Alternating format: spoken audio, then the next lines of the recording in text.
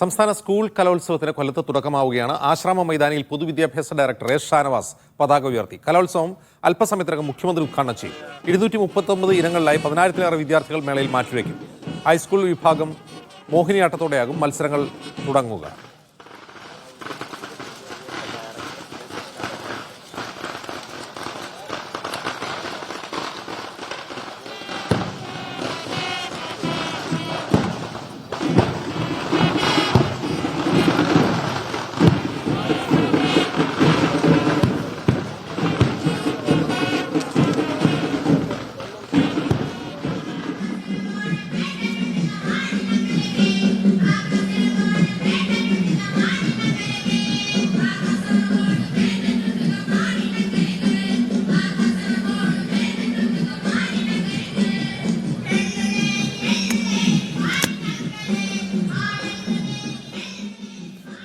PC Saifuddin വിവരങ്ങളുമായി ചേരുന്നു കൊല്ലം കലോത്സവ നഗരിയിൽ നിന്ന്. സൈഫു, ഈ ഉദ്ഘാടനത്തിന് മുമ്പ് തന്നെ ഒരു വൈബായി തുടങ്ങി അവിടെ?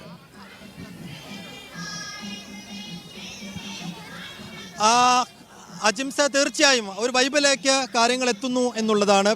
ഉദ്ഘാടന സെഷനിലേക്ക് നമ്മൾ കടക്കുകയാണ്. ഇപ്പോൾ മെയിൻ വേദി ONV സ്മൃതി എന്ന മെയിൻ വേദിയിലാണ് ഉദ്ഘാടന ചടങ്ങ് നടക്കാനിരിക്കുന്നത്. 10 മണിയോട് കൃത്യം 10 മണിക്ക് ഉദ്ഘാടന ചടങ്ങ് ആരംഭിക്കും എന്ന് നേരത്തെ അറിയിച്ചതാണ്. ചെറിയ കാലതാമസം ഉണ്ടാവും, സ്വാഭാവികമായുള്ളൊരു വൈകൽ അതിവിടെ ഉണ്ട്. ഇപ്പോൾ ആ വേദിയിൽ കാണുന്നത് ഗോത്രകലാ ആവിഷ്കാരമാണ്. കാസർഗോഡ് ജില്ലയിൽ നിന്നുള്ള വിദ്യാർത്ഥികൾ അവതരിപ്പിക്കുന്ന ഗോത്രകലാവിഷ്കാരം. അത് ഈ ഉദ്ഘാടന ചടങ്ങോടനുബന്ധിച്ച് സെറ്റ് ചെയ്തതാണ്. അതിപ്പോൾ അതിൻ്റെ ഒരു പ്രത്യേകത എന്ന് വെച്ചാൽ അടുത്ത തവണ മുതൽ ഗോത്രകലകൾ കൂടി ഈ മത്സരത്തിൻ്റെ ഭാഗമാക്കുമെന്നുള്ളൊരു പ്രധാനപ്പെട്ട കാര്യം കഴിഞ്ഞ ദിവസം വിദ്യാഭ്യാസ മന്ത്രി പറഞ്ഞിരുന്നു. അതിന് മുന്നോടിയാണ് ഇക്കുറി ഉദ്ഘാടന ചടങ്ങിനോടനുബന്ധിച്ച് ഈ ഗോത്ര കലാവിഷ്കാരം അരങ്ങേറുന്നത്. തൊട്ട് മുൻപ് ഇവിടെ നടി ആശാ ശരത്തിന്റെ നേതൃത്വത്തിലുള്ള സ്വാഗത ഗാനത്തിന്റെ ആവിഷ്കാരം നടന്നിരുന്നു. മുഖ്യമന്ത്രി സ്ഥലത്ത് എത്തിയിട്ടുണ്ട് അജിംസ. മുഖ്യമന്ത്രിയും കൊല്ലത്തിന്റെ 3 മന്ത്രിമാർ KN ബാലഗോപാലും J ചിഞ്ചുറാണിയും KB ഗണേഷ് കുമാറും ഓൾറെഡി തന്നെ ഇവിടെയുണ്ട്. മന്ത്രി മുഹമ്മദ് റിയാസ് ഉണ്ട്, K രാജനുണ്ട്. അങ്ങനെ 6 മന്ത്രിമാർ, മുഖ്യമന്ത്രി ഉൾപ്പെടെ 6 മന്ത്രിമാർ നിലവിൽ ഇവിടെയുണ്ട്. വിദ്യാഭ്യാസ മന്ത്രി വി ശിവൻകുട്ടിയുമുണ്ട്. കൃത്യം 9 മണിക്ക് പതാക ഉയർത്തി. അതോടുകൂടി കൊടിയേറ്റം കഴിഞ്ഞു. വലിയൊരു വെടിക്കെട്ടുണ്ടായിരുന്നു. അതോടുകൂടിയൊക്കെയാണ് ആരംഭിച്ചത്. നമ്മൾ ഇപ്പോൾ 10 മണിക്ക് ഇതായി ഉദ്ഘാടന പരിപാടി 11 മണിയോടുകൂടി അവസാനിപ്പിക്കാൻ കഴിയും എന്നാണ് നേരത്തെ സംഘാടകർ പറഞ്ഞത്. പക്ഷേ 11 മണിയോടുകൂടി അവസാനിപ്പിക്കാൻ സാധിച്ചു കൊള്ളണമെന്ന് നിർബന്ധമില്ല. അതുകൊണ്ട് 10 മണി കഴിഞ്ഞാൽ ഈ വേദിയിൽ ആദ്യമായി നടക്കുന്നത് മോഹിനിയാട്ട മത്സരമാണ്. ഹൈസ്കൂൾ വിഭാഗം ഗേൾസിൻ്റെ മോഹിനിയാട്ട മത്സരമാണ് ഈ മെയിൻ വേദിയിൽ നടക്കുന്നത്. ജനപ്രിയ ഐറ്റങ്ങളെല്ലാം ആദ്യ ദിവസം തന്നെ അരങ്ങേറുന്നു എന്നുള്ളത് ശ്രദ്ധേയമായ കാര്യമാണ്. അപ്പോൾ ഇവിടെ മോഹിനിയാട്ട മത്സരം കാണാൻ നിലവിൽ 5000-ഓളം പേർക്ക് ഇരിക്കാവുന്ന വേദിയാണ് ഈ ആശ്രാമ മൈതാനിയിൽ വേദി 1-ൽ സജ്ജീകരിച്ചിട്ടുള്ളത്. അത് ഏറെക്കുറെ നിറഞ്ഞു കവിഞ്ഞിരിക്കുന്നു എന്നുള്ളതാണ്. അപ്പോൾ നമ്മൾ കഴിഞ്ഞ കുറി കോഴിക്കോടൊക്കെ കണ്ട പോലെ കോഴിക്കോട് ഓരോ വേദികളും നിറഞ്ഞു കവിഞ്ഞ ആൾക്കൂട്ടത്ത് നമ്മൾ കണ്ടതാണ്. അത് കൊല്ലത്തും ഇന്നലെ മുതൽ. അപ്പോൾ ഇന്നലെ ഈ സ്വർണ്ണ കപ്പ് കോഴിക്കോട്ട് നിന്ന് കൊല്ലത്തേക്ക് എത്തിയപ്പോൾ തന്നെ ആശ്രാമ മൈതാനം നിറഞ്ഞു കവിയുന്ന ഒരു അവസ്ഥ ഉണ്ടായിരുന്നു. അതൊരു സൂചനയായിരുന്നു എന്നുള്ളതാണ് ഞങ്ങൾ മനസ്സിലാക്കുന്നത്. അപ്പോൾ ഈ വരുന്ന 5 രാപ്പകലുകൾ വലിയ തോതിൽ ആളുകൾ ഏറ്റെടുക്കുന്ന, കൊല്ലം ഏറ്റെടുക്കുന്ന, കേരളം ഏറ്റെടുക്കുന്ന ഒരു വലിയ ആഘോഷമായി ഈ സംസ്ഥാന സ്കൂൾ കലോത്സവം മാറും എന്നുള്ള കാര്യത്തിൽ തർക്കമില്ല. 24 വേദികളും 11 മണിയോടുകൂടി ഉണരുകയാണ്. ഇവിടെ മോഹിനിയാട്ടം നടക്കുമ്പോൾ വേദി 2-ൽ ഭരതനാട്യം നടക്കുന്നു, വേദി 3-ൽ ചാക്യാർകൂത്ത് നടക്കുന്നു, വേദി 4-ൽ അർബനമുട്ട് നടക്കുന്നു, കോൽക്കളി നടക്കാനിരിക്കുന്നു, മോണോ ആക്ട് നടക്കാനിരിക്കുന്നു. ഇന്ന് അങ്ങനെ മാപ്പിള കലാരൂപങ്ങളാവട്ടെ മറ്റു എല്ലാ മേഖലകളിലുമായി ജനപ്രിയ ഐറ്റങ്ങൾ ഇന്ന് ആദ്യ ദിവസം തന്നെ അരങ്ങേറുന്നു എന്നുള്ളത് പ്രധാനപ്പെട്ട കാര്യമാണ്. കുറ്റമറ്റ രീതിയിൽ, ഒരു പരാതിക്കും ഇടയില്ലാത്ത രീതിയിൽ ഇത് സംവിധാനിക്കുന്നതിന്, എല്ലാ സൗകര്യങ്ങളും ഏർപ്പെടുത്തുന്നതിനുള്ള സംവിധാനങ്ങളെല്ലാം സജ്ജമാണ് എന്ന് അടിക്കടി വിദ്യാഭ്യാസ മന്ത്രി പറയുന്നുണ്ട്.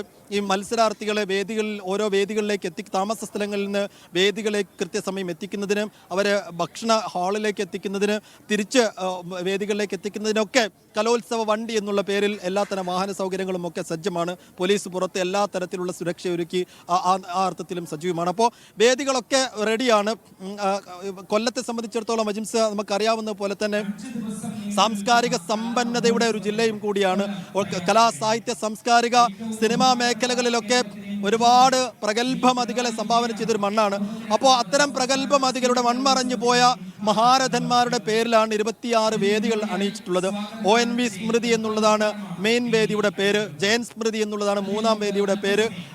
ആ നിലക്ക് കൊല്ലം സംഭാവന ചെയ്ത ഒ മാധവൻ സ്മൃതി എന്നുള്ളത് രണ്ടാം വേദിയുടെ പേരാണ്. ആ നിലക്ക് സാംബശിവൻ സ്മൃതി, ഇപ്പോൾ കഥാപ്രസംഗമൊക്കെ നടക്കുന്നത് വേദി 7-ലാണ്. സാംബശിവൻ സ്മൃതി എന്നുള്ളതാണ് ആ വേദിയുടെ പേര്. ആ നിലക്ക് കൊല്ലം സംഭാവന ചെയ്ത മഹാരഥന്മാരുടെ പേരിലാണ് ഓരോ വേദികളും അണിയിച്ചൊരുക്കിയിട്ടുള്ളത്. കുറ്റമറ്റ രീതിയിൽ എല്ലാം പൂർത്തിയാകണം എന്നുള്ളൊരു നിർബന്ധ ബുദ്ധി വിദ്യാഭ്യാസ വകുപ്പിനുണ്ട്. ആ നിലക്ക് കാര്യങ്ങൾ ഇതുവരെ പോയിട്ടുണ്ട്. എസ് ഷാനവാസ് 9 മണിക്ക് പതാക ഉയർത്തുവതോടുകൂടി അതിന് കൊടിയേറ്റമായിട്ടുണ്ട്. ആളുകൾ ഇങ്ങോട്ട് ഒഴുകി തുടങ്ങിയിട്ടുണ്ട്. അപ്പോൾ ഇനി മത്സരാർത്ഥികളുടെ ഭാഗത്തു നിന്ന് എല്ലാ കുറിയും വലിയ തോതിലുള്ള ഇഞ്ചോടിഞ്ച് പോരാട്ടം നമ്മൾ കാണുന്നതാണ്. കോഴിക്കോടാണ് ഇതുവരെ കിരീടം കൈവശം വെച്ചത്. അത് കോഴിക്കോട് തന്നെ നിലനിർത്തുമോ, അതല്ല അതിന് പുതിയ അവകാശികൾ ഉണ്ടാകുമോ എന്ന് ഉറ്റുനോക്കുകയാണ്. 5 രാപ്പകലുകൾ നമ്മുടെ മുന്നിലുണ്ട്.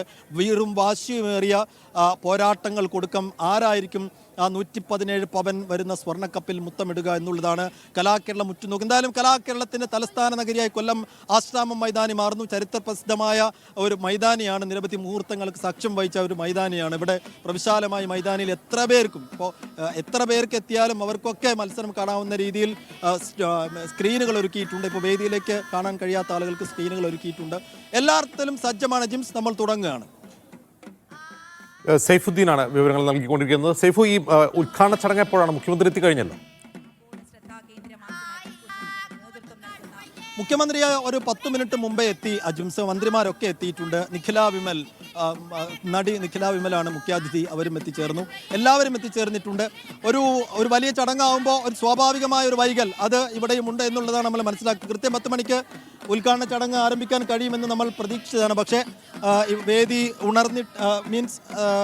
ഉദ്ഘാടന ചടങ്ങ് സെറ്റ് ചെയ്യാൻ വേണ്ടി ഇപ്പോൾ കർട്ടൻ ഒന്ന് താഴ്ത്തിയിട്ടുണ്ട്. ആ കർട്ടൻ പൊങ്ങുന്നതോടുകൂടി ഏതാനും നിമിഷങ്ങൾക്കകം ഉദ്ഘാടന ചടങ്ങ് ആരംഭിക്കുന്നു എന്നുള്ളതാണ് നമ്മൾ മനസ്സിലാക്കുന്നത്. ഈ ഉദ്ഘാടന ചടങ്ങിന് മുന്നോടിയായി മെയിൻ വേദിയിൽ പൂർത്തീകരിക്കേണ്ട ചെറിയ കലാസാംസ്കാരിക പരിപാടികൾ ഉണ്ടായിരുന്നു. അതൊക്കെ ഇതിനകം പൂർത്തിയായി.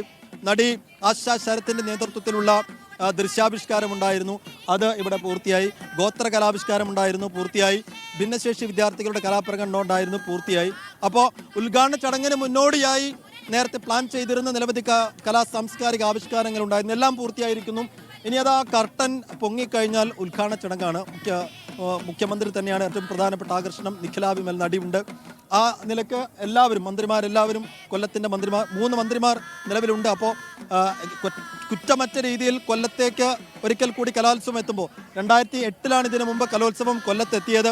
നീണ്ട 15 വർഷങ്ങൾക്ക് ശേഷം വീണ്ടും കൊല്ലത്തേക്ക് കലോത്സവം വരുമ്പോൾ എല്ലാ രീതിയിലും അത് ഗംഭീരമാക്കാൻ കൊല്ലത്തിൻ്റെ മന്ത്രിമാർ തന്നെ ഇവിടെ ഊണും ഉറക്കവും ഒഴിഞ്ഞ് ഇവിടെ ഇന്നലെ KN ബാലഗോപാലാവട്ടെ ചിഞ്ചുറാണിയും ഒക്കെ വളരെ വൈകിയാണ് ഈ വേദികളിൽ നിന്നൊക്കെ പോയത്. അവർ രാവിലെ എത്തുകയും ചെയ്തു.